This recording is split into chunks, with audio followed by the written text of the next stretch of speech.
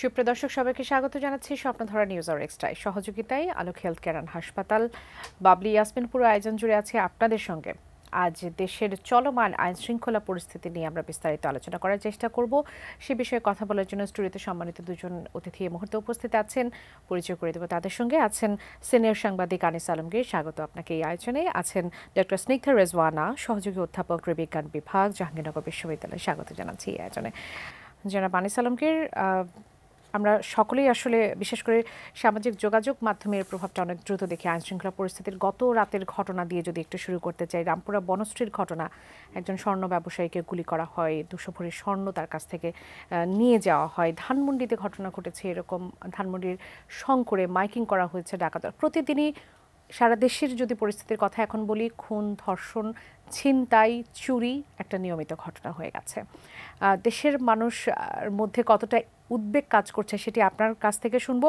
আমাদের স্বরাষ্ট্র উপদেষ্টা কাল রাতে একটি জরুরি সাংবাদিকদের ডেকেছিলেন, সেখানে সংবাদ সম্মেলন করে বলেছেন যে আইন শৃঙ্খলা পরিস্থিতি সন্তোষজনক আছে। আপনার কাছে কি মনে হয়? এটা তো কমপ্লিটলি হাস্যকর। উনি বাস্তবতা স্বীকার করতে হবে এবং জনগণের কাছে ওনাকে বাস্তবতাটাই তুলে ধরতে হবে। উনি যদি মনে করেন যে আইন শৃঙ্খলা পরিস্থিতি ভালো আছে, উন্নতি হয়েছে, তাহলে রাত 3টা বাজে ওনাকে কেন সংবাদ সম্মেলন করতে হয়? এবং এই ধরনের হাস্যকর সংবাদ সম্মেলনের তো কোনো মানেই ছিল না। আমি ভেবেছিলাম যে দেশের মধ্যে যে পরিস্থিতি তৈরি হয়েছে, ওনার বিরুদ্ধে স্টুডেন্টসরা যেভাবে আপনার তার পদত্যাগ দাবি করছে সারা দেশে সব জায়গা থেকে, এবং যারা তাকে দীর্ঘদিন সাপোর্ট করেছে ওই ধরনের স্টুডেন্টরাও, জনগণ তো সন্তুষ্ট নয়। সেই জায়গায় আমি ভেবেছিলাম যে হয়তো উনি পদত্যাগের ঘোষণা দেবেন, কিন্তু উনি চমক দিচ্ছেন যে অনেক ভালো চলছে রাষ্ট্র, আইন শৃঙ্খলা পরিস্থিতি ভালো, এবং কিছু হুমকি দিলেন যে আমরা এই করব সেই করব। তো করার কি হলো? তো একই তো ঘটনা। আর যদি কি করবেন সেটা তো আপনি কি ঘোড়ার ডিম আপনার উপহার দেবেন সেটা তো সকালবেলায় দিতে পারতেন। এটা রাত 3টা বাজে ডেকে দেওয়ার তো কোনো মানে নেই। তার মানে হচ্ছে যে উনি নিজেও প্রক্ষান্তরে ওনার কার্যকলাপের মাধ্যমে প্রমাণ করছেন যে আইন শৃঙ্খলা পরিস্থিতি সত্যি ভালো নেই। এবং এই যে পরিস্থিতিতে আমরা চলছি, এই পরিস্থিতির জন্য আমি শুধু যে ব্যক্তি হিসাবে উনাকে দায়ী করছি তা না, এবং যে পরিস্থিতি এখন উদ্ভব হয়েছে তাতে সরকার এবং জনগণ দুই দলেরই দুই পার্টিরই আমাদের এখানে পার্টিসিপেশন দরকার আছে। তো কিন্তু নিঃসন্দেহে তার অবস্থানটা সবচেয়ে বেশি জরুরি, কারণ তাকে আমরা একটা চেয়ারে বসিয়েছি, স্টিয়ারিংয়ে বসিয়েছি। কিভাবে উনি ড্রাইভ করবেন এই পরিস্থিতি থেকে? আমরা তো অবশ্যই স্বীকার করছি যে 5ই আগস্টের আগে পরে যে সমস্ত ঘটনাবলী ঘটেছে, আইনশৃঙ্খলা পরিস্থিতি যেভাবে ভেঙে পড়েছে, তার থেকে উত্তরণের জন্য সময় দরকার আছে। কিন্তু সময়টা তো 7 মাস হবে তা না, সময়টা তো গ্র্যাজুয়ালি আমাদেরকে ইমপ্রুভ করতে হবে। কিন্তু আমাদের তো গ্র্যাজুয়ালি যদি ইমপ্রুভ করা হয়, তাহলে যে এইভাবে রাতে একজনের বাসার সামনে থেকে তাকে কিভাবে গুলি করে দিয়ে যায়, তারপরে কেন মাইকে দিতে হয়, মানে হুঁশিয়ারি দিতে হয়, তার মানে হচ্ছে যে সারা দেশের মানুষ আইন শৃঙ্খলা পরিস্থিতি নিয়ে এখন সন্তুষ্ট না। ওনারা আইন শৃঙ্খলা পরিস্থিতি উন্নতি করার জন্য তো এক রকেট সায়েন্স দরকার হচ্ছে। আজকে আমি ওনার আর একটা ব্রিফিং দেখলাম, দেখা মাত্রই গুলি করার জন্য নির্দেশ। আর একটা বলছে যে আপনার টহলদারি বাড়াবে। গুড থিং যে টহলদারি বাড়ানোর জন্য, আইন শৃঙ্খলা রক্ষার জন্য তো এই ছিনতাইকারীদের জন্য তো প্রথমেই দরকার হচ্ছে টহল বাড়ানো, তো আর হচ্ছে গোয়েন্দা নজরদারি, তাই না? আপনার কোথায় কি হচ্ছে তার মানে কুইক রেসপন্স করা। আমরা কিছুদিন আগেই কিন্তু অপারেশন ডেভিল হান্টের কথা শুনলাম, তখন আমাদের একটা বিশ্বাসের জায়গা তৈরি হয়ে গেল যে নিশ্চয়ই এখন ডেভিল যারা আছে তারা হয়তো বা ধরা পড়ে যাবে। কিন্তু দুঃখজনক হলেও সত্যি, যেখানে অপারেশন ডেভিল হান্ট শুরু করা হলো দেখা গেল সেখানেই আবারও ছিনতাইয়ের ঘটনা ঘটেছে, সেখানেই হয়তো বা খুনের ঘটনা ঘটছে। ডেভিল হান্ট, আপনার চোখে ডেভিল হান্ট আসলে কি কি কাজ করছে? আমার চোখে ডেভিল হান্ট একটা রাজনৈতিক কর্মসূচি। এটা আসল ডেভিলদের ধরার কর্মসূচি না। আসল ডেভিলদের যদি ধরার কর্মসূচি হতো তাহলে ছিনতাইকারী কি করে ছিনতাই করে? ছিনতাইকারীদের তো রাস্তায় থাকার কথা না। আপনি এখানে যৌথ বাহিনীকে দেশের মধ্যে আছে, অলরেডি কার্যকর আছে, আপনার রেগুলার পুলিশ বাহিনী আছে।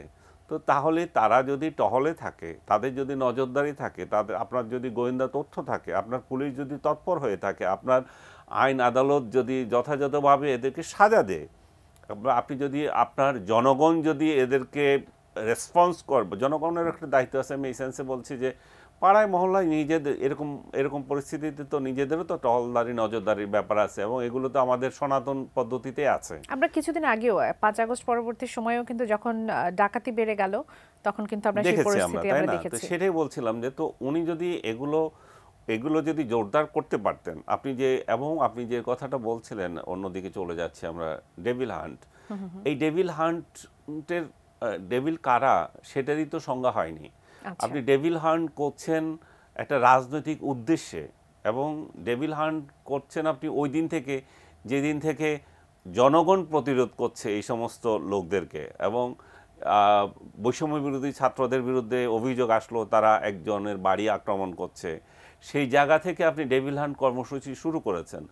এখন আপনি শুরু যেখান থেকে করেন অসুবিধা নাই, কিন্তু আপনাকে ডেভিল বলতে আপনাকে রাজনৈতিক বিবেচনার ঊর্ধ্বে উঠে করতে হবে। ডেভিল যদি ধরেন যে আপনি শুধু ছাত্রলীগ, আমাকে শেষ করতে দেন, শেষ করতে দেন আপনি আমাকে। আপনি ডেভিল যদি মনে করেন যে শুধুমাত্র একটা রাজনৈতিক দলের কর্মীদেরকে ধরবেন, তাহলে তো হবে না। ডেভিল হচ্ছে যে আপনার যারা সমাজে অপকর্ম করে বেড়াচ্ছে সবগুলো। উনি কি জানেন না কারা চাঁদাবাজি করছে? এই যে আওয়ামী লীগের গুন্ডা পান্ডা যেগুলো চাঁদাবাজি করতো, তাদের রিপ্লেস হয়েছে কে?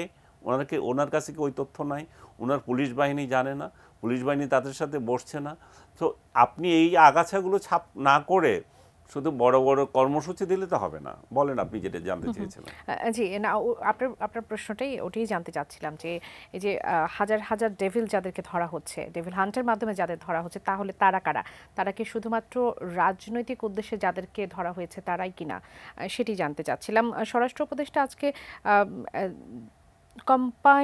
কম্বাইন্ড পেট্রোলিং এর কথা বলেছেন, যে সেটি যৌথ বাহিনীর এটি শুরু হতে যাচ্ছে। পুলিশ থাকবে, সেনাবাহিনী থাকবে, বিজিবি থাকবে, নৌবাহিনী থাকবে এই পেট্রোলের মধ্যে। পুরো ঢাকা শহরকে অনেক বেশি গুরুত্ব দেওয়া হচ্ছে সেখানে।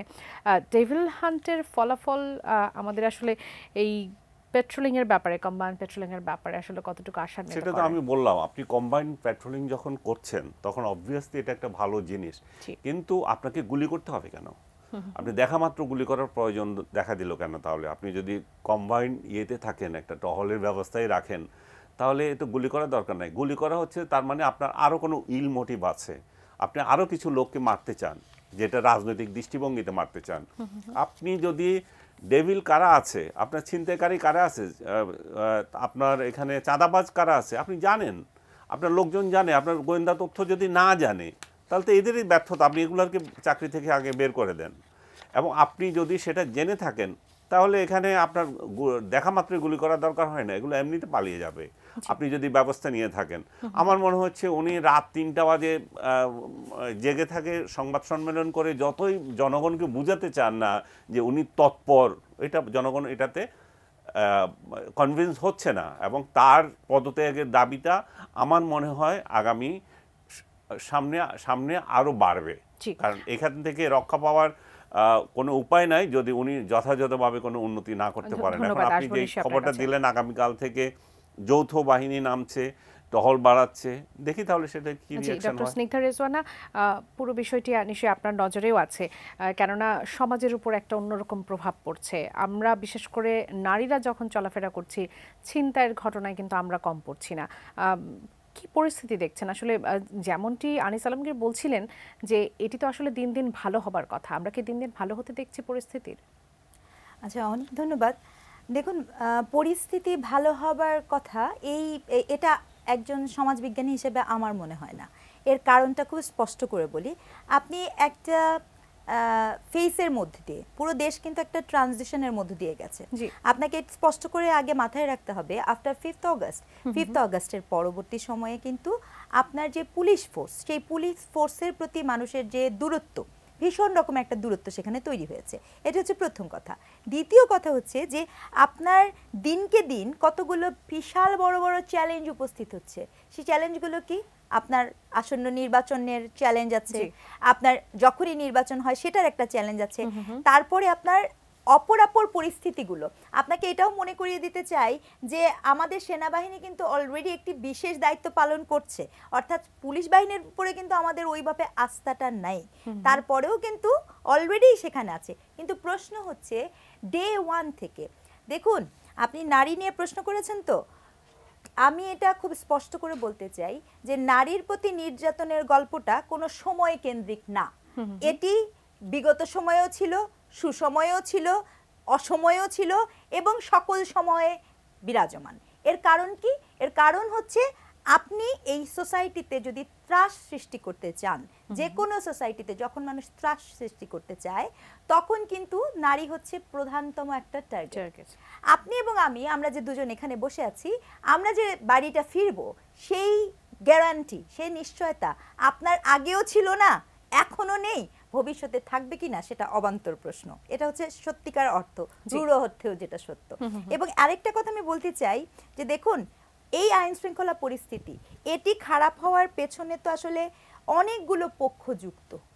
এটি যে আপনার আজকে হঠাৎ করে খারাপ হয়েছে তা না।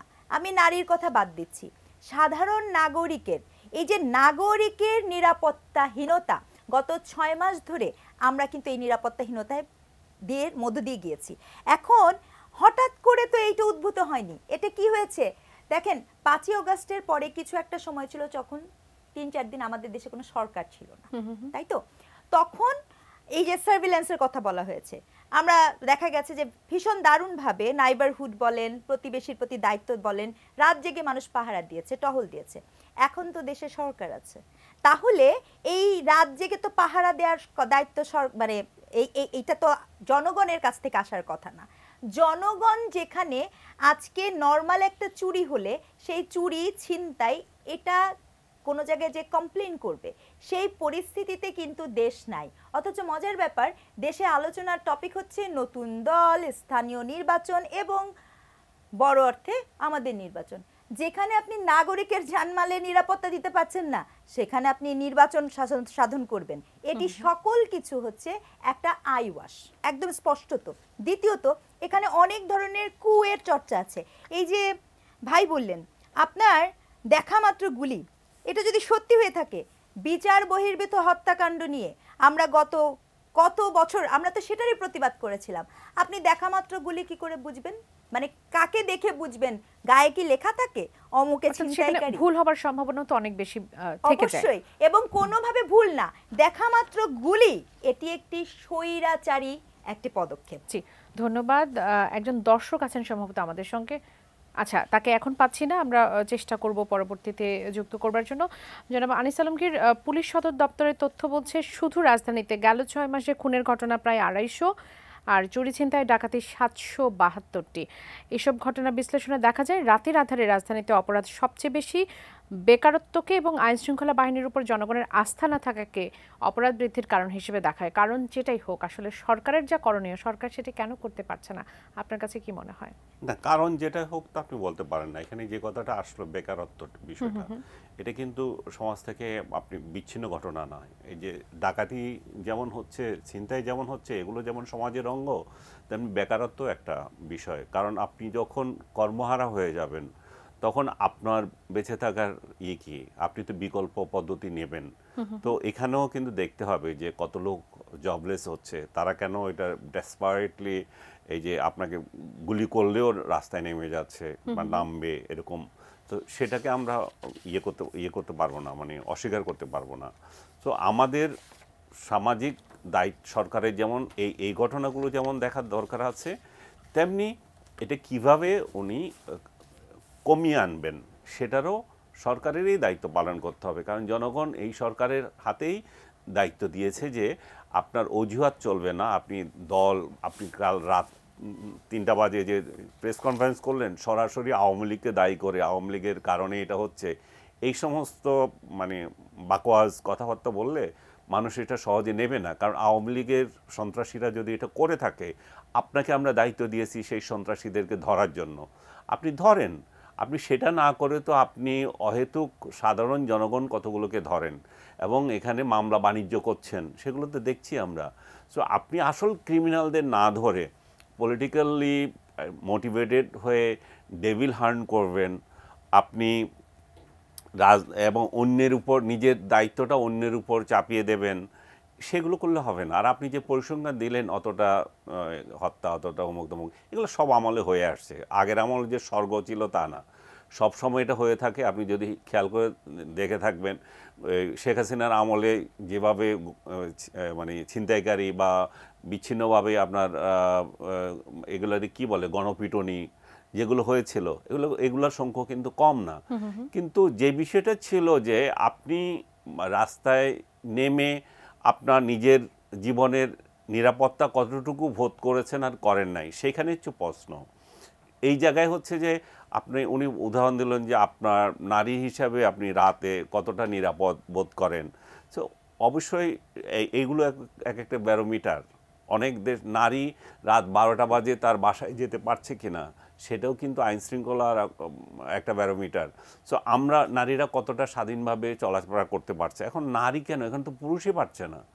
এখন তো যে কাউকে যখন তখন আপনাকে আক্রান্ত হওয়ার সম্ভাবনা দেখা দিয়েছে। চাঁদাবাজকে অনেক দায়ী করছি আমরা, অবশ্যই চাঁদাবাজকে দায়ী করব, কারণ এই চক্রের সাথে চাঁদাবাজির সম্পর্ক আছে এবং প্রত্যেকটা এলাকায় এলাকায় যারা এই চাঁদাবাজির দায়িত্ব নিয়ে গেছে তাদের অধীনস্থ এই লোকগুলো আছে। তাদেরকে যদি ধরা হয় এগুলো ঠিক করে দেওয়া হবে। কিন্তু একটা গুণগত অন্তত পার্থক্য আছে। আপনাকে যে চাঁদাবাজি করতে চাচ্ছে, আপনাকে হুমকি দিচ্ছে, তার পরিচয়টা অন্তত আপনি জানেন। আপনি অন্তত আইন শৃঙ্খলা রক্ষাকারী বাহিনীকে আপনি বলতে পারেন। যেমন এই যে বনশ্রী যে ঘটনা ঘটেছে সেটাতেও কিন্তু এই ধরনের একটা লক্ষণ আছে। এই লোককে কিন্তু আগে হুমকি দিয়েছিল। তার মানে কারা হুমকি দিয়েছিল? আমি একটা ভিডিওতে দেখলাম টাকাও দিয়েছিল আগে। তার মানে এর একটা লিঙ্ক পাওয়া যাচ্ছে, আপনি এখানে এদেরকে ধরতে পারেন। কিন্তু আপনি রাস্তায় যাচ্ছেন, হঠাৎ করে আপনাকে ছিনিয়ে কিছু নিয়ে গেল, আপনাকে দা দিয়ে কাটলো, আপনার গাড়ি হামলা করলো, এগুলোকে কি করবেন?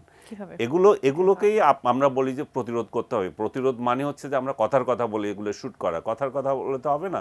আপনি আইনগত পরিস্থিতি দেখবেন, আপনি মানবাধিকার দেখবেন, আপনাকে এগুলোর জন্য তো আবার জবাবদিহি করতে হবে। আপনি শুধু অস্ত্র একটা দিয়ে দিলে তো হবে না কারো একটা হাতে।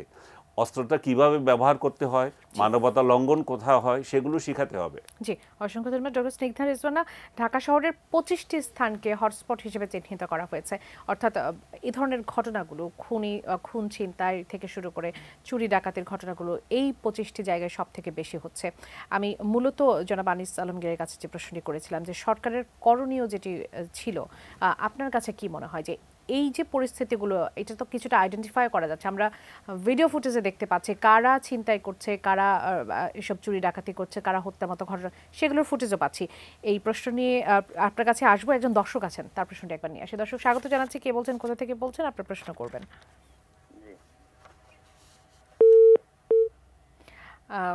আমরা এই দর্শককেও এই মুহূর্তে কানেক্ট করতে পারছি না। আচ্ছা, আমরা তাহলে হচ্ছে এই প্রশ্নের উত্তরটি আপনার কাছ থেকে একটু ছোট করে নিয়ে বিরতিতে যাব। আপনার কাছে এই মুহূর্তে কি মনে হচ্ছে, সবকিছু যদি এভাবে আইডেন্টিফাই করা যায়, অনেকটাই আইডেন্টিফাই করা যায়, তাহলে সরকারের করণীয় কি? সেখানে আসলে বাধা কোথায় বা কেন সেটি করা হচ্ছে না? দেখুন, আমি খুব স্পষ্ট করে বলতে চাই, আপনি গত কয়েক মাসে দেখবেন সরকারের কোনো কিছু হলেই তারা বলে আমরা ঐক্যমত্যে পৌঁছাতে পারছি না। বিশ্বাস করেন, নাগরিকের নিরাপত্তার ক্ষেত্রে ঐক্যমতে পৌঁছাতে পারছে না কোনো রাজনৈতিক দলের পক্ষে এটা বলা সম্ভব না। তাহলে কি হচ্ছে, এই যে আপনার যে শব্দ দিয়ে আপনি কথা বলা শুরু করেছিলেন, এই যে ডেভিল হান্ট আপনি যে বলেছিলেন, এটা অ্যাকচুয়ালি উইচ হান্ট। ঐতিহাসিকভাবে উইচ হান্টিং করা হয়েছিল।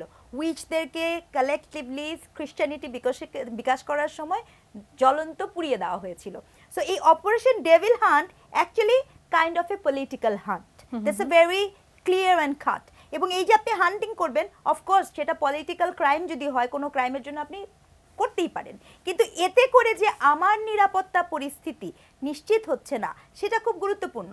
আপনি দেখেন, বেকারত্বের কথা বললেন, অটো রিকশার মুভমেন্ট আপনি দেখেছেন।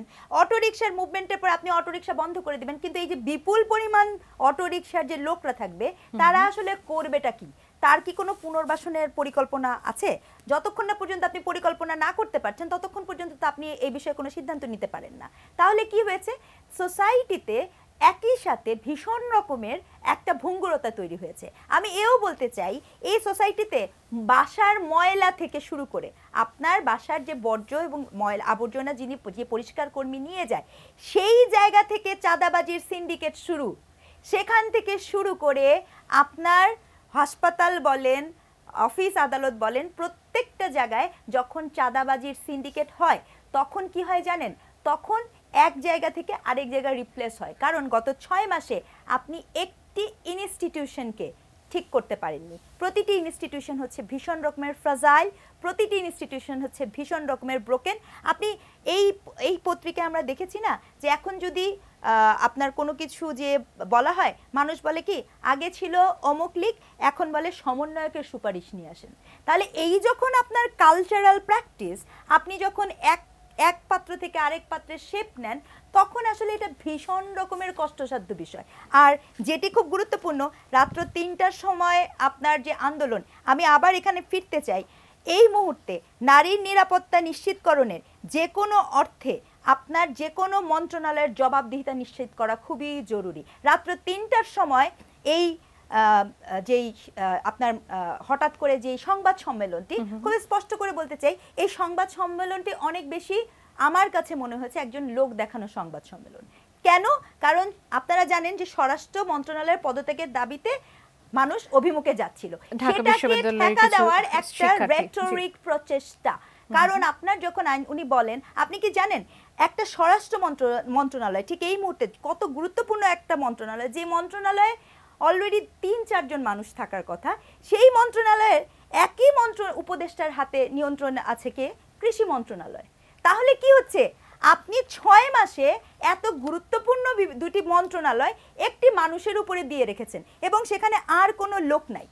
দেখেন, এই স্বরাষ্ট্র মন্ত্রণালয়, আমি আরো মনে করিয়ে দিই, এখানে খুব দক্ষ একটি হ্যান্ডের দরকার ছিল এবং এখানে কিন্তু সাখাওয়াত হোসেনকে দেওয়া হয়েছিল, পরবর্তীতে সেটা পরিবর্তন করা হয়। তাহলে আপনি সেটা পরিবর্তন করে দিনের পর দিন ডিটোরেশন হচ্ছে, না তো কোনো সহায়ক হ্যান্ড আছে, না তো এখানে কোনো ধরনের স্টেপ আছে। তাহলে কি আছে?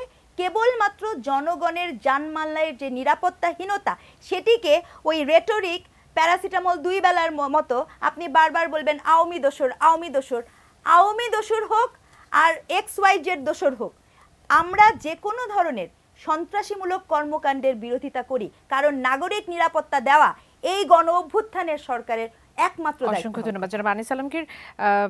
এটা নিয়ে একটু কথা বলি। বেকারত্বের কথা আমরা বলছিলাম, সেটি একটা অন্যতম কারণ। অনেকে বলছেন যে এই যে আমরা 5 আগস্টের পর অপরাধীদের জামিনে বের হতে দেখেছি দেদারসে, অনেক সন্ত্রাসী, শীর্ষ সন্ত্রাসী ছিল, তারা জামিনে বের হয়ে এসেছে। আমরা অনেক থানা লুট হতে দেখেছি, সেখান থেকে অস্ত্র এখন পর্যন্ত উদ্ধার করা সম্ভব হয়নি, অনেক অস্ত্রই বাইরে রয়ে গেছে। জামিনটাই বা এভাবে কেন হলো? আইনের কোনো ফাঁক ফোকর কি থেকে যাচ্ছে, সেটা নিয়ে একটু জানবো। একজন দর্শক আছেন, তার প্রশ্নটি এবার একটু নিতে চাই। দর্শক আছেন আমার সঙ্গে নিশ্চয়ই? জি জি, আপনার নাম বলবেন এবং কোথা থেকে বলছেন বলে আপনার প্রশ্নটি করবেন। আমার নামটা হচ্ছে মোহাম্মদ সোহরাব হোসেন। বলুন। আমি হচ্ছে গাড়ি চালাই, বুঝছেন? জি। তো বর্তমান তো রাতে গাড়ি চালানো খুব দুষ্কর হয়ে গেছে। আপনার প্রশ্নটি যদি একটু স্পষ্ট করে বলেন। আমার প্রশ্ন হচ্ছে, রাতে এই যে রাস্তায় যে গাড়ি ছিনতাই করে নিয়ে যায় একদল সন্ত্রাসীরা, এর থেকে আমরা বাঁচার কি উপায় আছে? আরো একজন দর্শক এই মুহূর্তে আমাদের সঙ্গে আছে, তার প্রশ্নটি নেব। দর্শক স্বাগত জানাচ্ছি। কে বলছেন, কোথা থেকে বলছেন, আপনার প্রশ্ন করবেন। আমি কিন্তু দুয়ারি পটুয়াখালী থেকে বলছি। বলবেন। জি।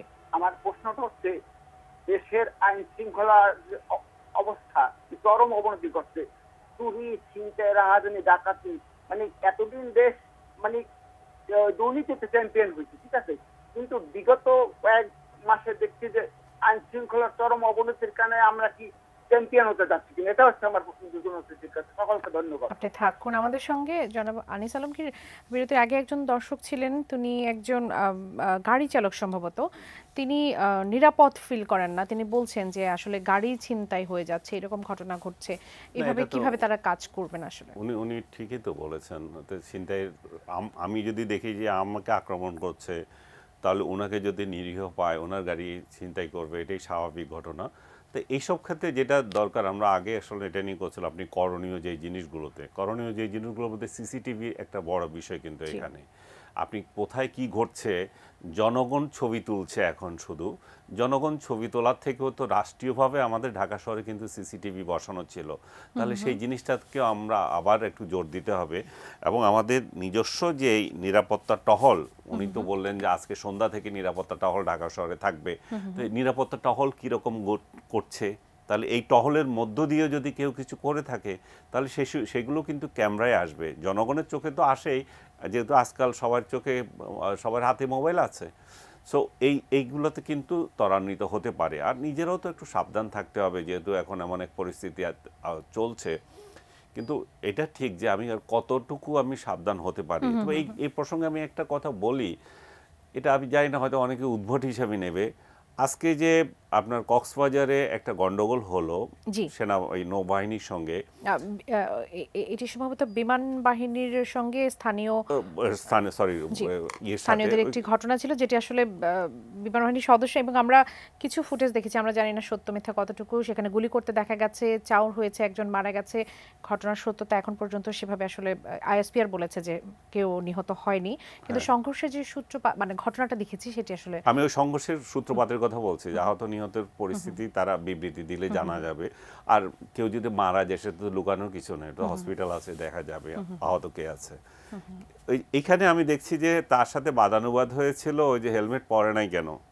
তা আমি দেখছি যে হেলমেট পরাটা আসলে আমাদের বাধ্যতামূলক রাস্তাঘাটে আমরা চলাফেরার জন্য, কিন্তু এই মুহূর্তে তো হেলমেট পরা বরং আইনশৃঙ্খলা পরিস্থিতির জন্য আরো খারাপ।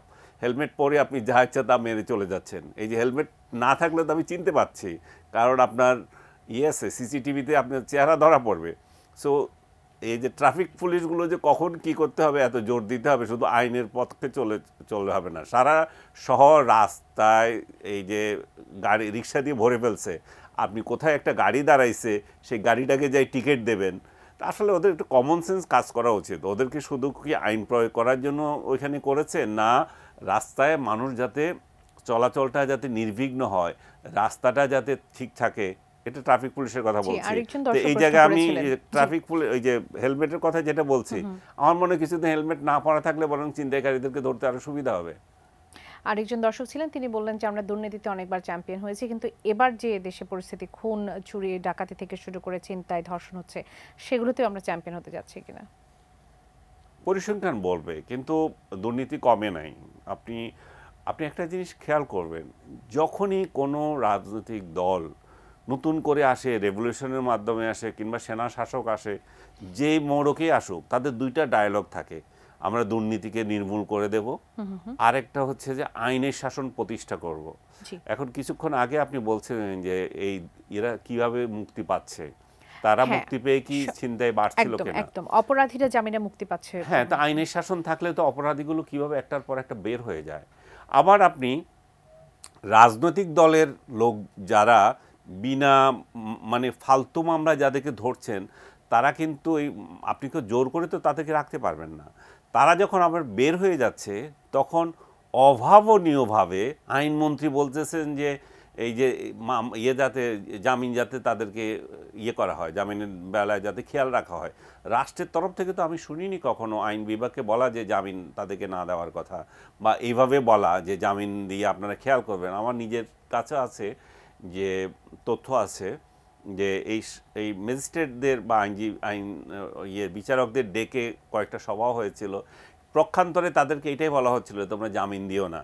তো আপনারা সাধারণ রাজনৈতিক অপরাধীদেরকে, মানে যেগুলো রাজনৈতিক প্রতিহিংসায় মামলা করেছেন, সেখানে জামিন দিতে আপনি না করছেন, আবার দুর্দর্শ টেরোরিস্ট যেগুলো বছরের পর বছর বন্দী ছিল তাদেরকে আপনি ছেড়ে দিচ্ছেন, এবং তারা ছেড়ে বের হয়ে আবার জায়গায় এসে এবং দখল করছে বিএনপির আওয়ামী লীগের যে দুর্নীতিবাজ ছিল তাদের জায়গাগুলো। ডক্টর স্নিগ্ধা রেজওয়ানা, যে এই বিষয়টা নিয়ে একটু কথা বলি, যে অপরাধীরা যারা জামিনে ছাড়া পাচ্ছেন, তারা আবারও দেখা যাচ্ছে যে সেই অপরাধে জড়িয়ে পড়ছে, এরকম ঘটনা বেশ কয়েকটি ঘটছে এবং তাদেরকে আবারও গ্রেফতার করা হয়েছে। এখানে আইনের দুর্বলতার জায়গাটা আসলে কোথায় দেখতে পাচ্ছেন? দুর্বলতার জায়গাটা আসলে যেখানে ছিল সেটারই ভিন্ন শেপ পেয়েছে। আগেও আপনি আইনের প্রতি আস্থা রাখতে পারেননি, এখনো আপনি আইনের প্রতি আস্থা রাখতে পারেননি। দেখুন, জামিন হওয়াটাও একটা প্রক্রিয়া। জামিনও হওয়ারও একটা প্রক্রিয়া আছে। আপনি যখন কোনো মামলা ডিসমিস করবেন সেটি কোনো না কোনো প্রক্রিয়ার মধ্যে দিয়ে যাবে। ব্যাপারটা এটা হওয়ার কথা না যে এক নোটিশ আপনি বললেন, এমনকি ক্ষমা প্রার্থনা করা রাষ্ট্রপতির কাছে সেটাও একটা প্রক্রিয়া, কিন্তু আপনি কোনো প্রক্রিয়ার মধ্যে যাননি। আপনি কি করেছেন, এক দেধারসে উইদাউট এনি রিজন। হতে পারে কোনো মানুষকে আপনার বিনা অপরাধে জেলে দেওয়া হয়েছিল, হতেই পারে, কিন্তু তারও মুক্তি পাওয়াটা ওটা তারও অধিকার। তিনি যে নিরপরাধ ছিলেন এটাকে আগে জাস্টিফাই করাটা। তাহলে এই পুরো প্রক্রিয়ার মধ্যে আপনি তো অনুপ্রবেশই করেননি, অর্থাৎ আপনি আগেও ছিলেন না, আগে ছিল এক রকমের জোর জবরদস্তিমূলক, আর এখন যেটা হয়েছে সেটা হচ্ছে নেহায়েত মানে আমি হাত ছেড়ে একটা গা ছাড়া ভাব, ভীষণ রকমের অথর্বতা, একদম রন্ধে রন্ধে। আপনি দেখতে পারবেন শুধু এটি না, আমি আজকে বিভিন্ন টকশোতে আমি কথাটি বলেছি, শুধু স্বরাষ্ট্র মন্ত্রণালয় বা এটা নিয়ে আজকের গল্প হওয়ার কথা না, এটা কিন্তু দীর্ঘ গত 3 মাস 4 মাস ধরে বারবার, কারণ ওটা কি ছিল, এটা একদম মানুষের প্রাথমিক নিড ছিল, জানমালের নিরাপত্তা, এটি কিন্তু প্রাথমিক নিড। ভুলে যাওয়ার কোনো কারণ নেই। এই যে 14-15 বছরের যে স্বৈরাচারী যা বলা কিছু হয় যে সরকারটি, সেটিও যখন আমাদের জানমালের নিরাপত্তায় সাধারণ মানুষজন আক্রান্ত হয়েছে তখন কিন্তু তারা বিস্ফোরিত হয়েছে। কাজে এই যে জানমালের নিরাপত্তা যে খুব গুরুত্বপূর্ণ, এটি যদি ওনারা বুঝেও না বুঝার ভান করে তাহলে এটা ভীষণ রকমের দুঃখজনক। আর আরেকটা কথা আমি বলতে চাই, দেখেন কোন এক অদ্ভুত কারণে আমরা নৃবিজ্ঞানী হিসেবে কথা বলে দেখেছি আপনার ট্রাফিক সার্জন বা এই যে এই জায়গায় ভীষণ রকমের অদল বদল হওয়ার একটা ব্যাপার আছে, কিন্তু অর্থাৎ যিনি জীবনে ঢাকা শহরে কখনো ওই অর্থে কাজ করেননি তাকে দেখা যাচ্ছে মফস্বল শহর থেকে এখানে ট্রান্সফার করে নিয়ে আসা হয়েছে। খুব স্বাভাবিকভাবেই এই শহরের যেই আপনার পয়েন্ট বলেন বা কি যে প্রসেস কি মেকানিজম এই সিন্ডিকেটগুলো সম্পর্কে তার অজানা। এই যে একটা আপনি অদল বদল করছেন, এখন প্রশ্ন হচ্ছে আপনি অদল বদল রাজনৈতিক কারণে করছেন, সেটিকে আপনি প্রায়োরিটাইজ দিবেন নাকি আমার জানমালের নিরাপত্তাকে প্রায়োরিটাইজ দিবেন, এটা খুবই গুরুত্বপূর্ণ।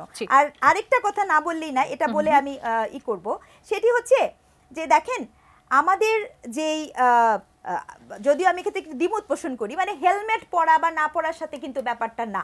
মানে আপনি যদি কারো চেহারা চিনতে চান, চেহারা তো আপনি অনেক চিনেন। আইন শৃঙ্খলা বাহিনী এত এত ভালো, আপনি অপারেশন ডেভিল হান্ট করেন, বসে বসে পুঁটি মাছ ধরেন, আর মাফিয়ারা সব বিদেশে বসে এ টিম বি টিম করে আপনাকে বলে যে অমুক করো এবং তমুক করো। আমাকে বলেন 5ই আগস্টের পরে এই যে বড় বড় যারা কিনা এই হত্যার সাথে যুক্ত, একদম সরাসরি ইউএন এর রিপোর্ট অনুযায়ী, একদম একদম আমি ইউএন এর রিপোর্টের কথা বলছি, আমি কোনো দেশি রিপোর্টের কথা বলছি, এরা দেশ ছেড়ে পালালো কিভাবে? সেই প্রশ্ন আপনি এখন যে কোন ওয়ার্ডের কোন ইসের কোন একজনকে ধরে আপনি নাম দিয়ে দিলেন ডেভিল হান্ট আর আমরা বাহবা দিব, এত বোকা বাংলাদেশের জনগণ। জি, অসংখ্য ধন্যবাদ জনাব আনিস আলমগীর।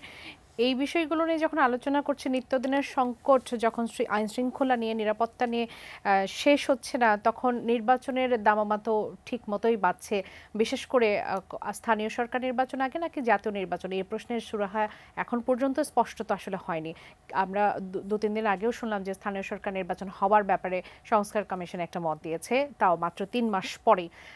আইন শৃঙ্খলার এই পরিস্থিতি, ধরলাম যদি স্থানীয় সরকার নির্বাচন আগেও না হয়, জাতীয় নির্বাচনের কথা আজও বলেছেন যে তিনি বলেছেন যে ডিসেম্বরে না হলেও বড়জোর মার্চ পর্যন্ত হতে পারে, শফিকুল আলম এমনটি বলেছেন। যদি ডিসেম্বরে হয় বা মার্চেও হয়, এই পরিস্থিতি এখন যা দেখছেন সেটি আসলে নির্বাচনের জন্য কতটা ইতিবাচক হবে? নির্বাচনের জন্য ইতিবাচক তো বিষয়টা তো অন্যভাবে, নির্বাচন তো করতেই হবে এনিহাও, কিন্তু নির্বাচন আসলে করতে পারবে কিনা, আইন শৃঙ্খলা পরিস্থিতি যদি এই অবস্থা হয় নির্বাচন অনুষ্ঠান তো অসম্ভব হয়ে যাবে। এবং এটা যদি ওই টার্গেটই হয়ে যায় থাকে যে নির্বাচনকে আরো পিছিয়ে দেওয়া, তাহলে হতে পারে, তাহলে এই জন্য হয়তো করা হচ্ছে, আইন শৃঙ্খলার প্রতি কোনো দায়িত্ব নাই। আইন শৃঙ্খলা পরিস্থিতি যদি এই অবস্থা থাকে তো যে কেউ নির্বাচনে যাবে না, কারণ আপনি তো আমার ভোটাধিকার আমি প্রয়োগ করতে পারবো কিনা সেই গ্যারান্টি নাই আমার কোন গরজ পড়েছে যে আমার জীবন বিপন্ন করে আমি ভোট দিতে যাব। দ্বিতীয়ত আপনি যে বলছেন স্থানীয় সরকার না জাতীয় ইয়েতে, এটা একটা বিরোধ আছে, এটা রাজনৈতিক দলগুলোকেই মীমাংসায় আসতে হবে। তারা সরকারের সঙ্গে তারা আসলে কোনটা আগে চায় এবং কেন চায় তার একটা যুক্তি দিতে হবে। কিন্তু আমি দেখছি অন্যটা, আমি দেখছি যে আসলে স্থানীয় সরকার আগে পরে তো পরের বিষয়। স্থানীয় সরকারের যেই কাঠামো চেঞ্জ করার যে সুপারিশ করেছে সেটাতে ইল মোটিভে। আপনি হয়তো খেয়াল করেন না যে সংস্কারের যে প্রস্তাবগুলো দেওয়া হয়েছে সেখানে চেয়ারম্যান নির্বাচন, ইউনিয়ন পরিষদ, তারপর পৌরসভা, সিটি কর্পোরেশন, তারপরে আপনার উপজেলা, এই নির্বাচনগুলো আমরা আগে সরাসরি ভোট দিতাম। আমি কাকে চেয়ারম্যান বানাবো, কাকে মেম্বার বানাবো, সব কিছু। এখন এরা প্রস্তাব করছে এগুলো এভাবে হবে না, এগুলো আপনি আগে কিছু মেম্বারদেরকে ভোট দেবেন, ওই মেম্বারগুলো, কাউন্সিলরগুলো আবার তাদের মধ্য থেকে চেয়ারম্যান নির্বাচন করবেন। তার মানে একটু যদি অনুমতি নিয়ে, একজন দর্শক আছেন প্রশ্নে বিরতিতে থেকে এসে তারপর এই অংশটুকু আমরা একটু আবার শুনতে চাইবো। নিশ্চয়ই দর্শক স্বাগত জানাচ্ছি। কে বলছেন, কোথা থেকে বলছেন, আপনার প্রশ্নটি করবেন।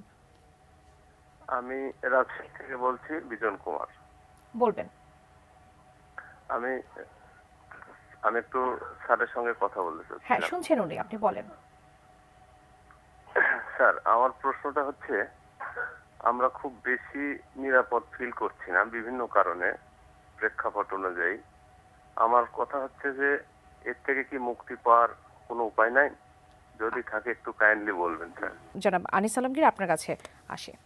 হ্যাঁ, উনি যে প্রশ্নটা করেছে আমাদের মুক্তির উপায়, আমি মনে করি যে খুবই সংক্ষেপে যদি বলি, আমাদের মুক্তির উপায় হচ্ছে যে ডক্টর ইউনূসের হাতে উনি যত তাড়াতাড়ি সম্ভব একটা নির্বাচন দিয়ে বিদায় দেওয়া। কারণ আমরা এই মুহূর্তে এমন সব প্যাচালের মধ্যে আছি, কাকে দায়ী করব? যে বিএনপিকে দায়ী করব, না আওয়ামী লীগকে দায়ী করব, না জামাতকে দায়ী করব, সরকারে কে আছে কিছুই জানি না। সো আমরা মনে করি যে একটা নির্বাচিত সরকারের হাতে ক্ষমতা যাওয়া উচিত। তখন আমরা তাদেরকে নির্বাচিত ওই সরকারকে দায়ী করতে পারবো, ওই সরকারের বিরুদ্ধে কথা বলতে পারবো। এখন তো এটা আমাদেরও সরকার, কারণ জুলাইয়ের আন্দোলনে তো আমরা নিজেরাও সমর্থন করেছি, জনগণ সবাই সমর্থন করে ওনাকে দায়িত্ব দিয়েছেন।